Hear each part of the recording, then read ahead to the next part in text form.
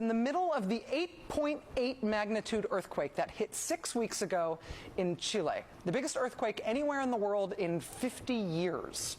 What we did not know at the time of that quake was that in the middle of that giant quake, there was a team of American officials inside that country, inside Chile, on a top secret mission to save the world from nuclear disaster. It sounds melodramatic, right? It's actually not an exaggeration.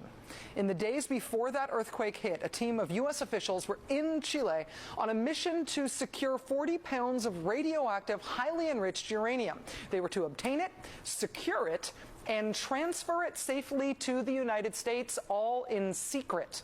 This 40 pounds of highly enriched uranium was being stored at two facilities. Now, 40 pounds of this stuff is considered to be enough to destroy part of a major city if it were detonated, which would not be the hardest thing in the world to do. So you obviously can't just pick this stuff up, throw it in a suitcase, and hop on a plane back to the United States. U.S. and Chilean officials had to extract the uranium racks from these ionized pools they were stored in. They then transferred them into specially designed casks. The casks were lined with 8 inches of lead and steel to keep the uranium safe in transit. 60 tons of metal were used to secure just 40 pounds of uranium.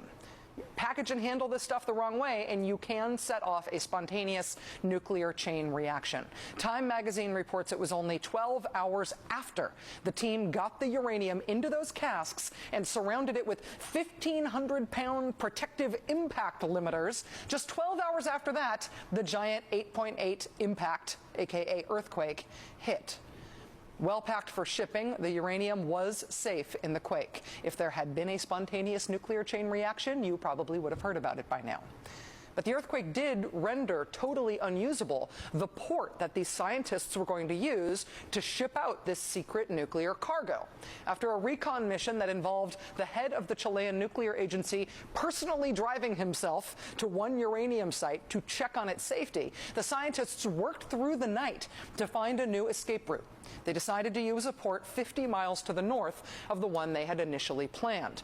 Cue a dark of night convoy to the new port through an earthquake-ravaged countryside with no electricity and a desperate attempt to get this uranium out of the country safely. Again, all while keeping it secret.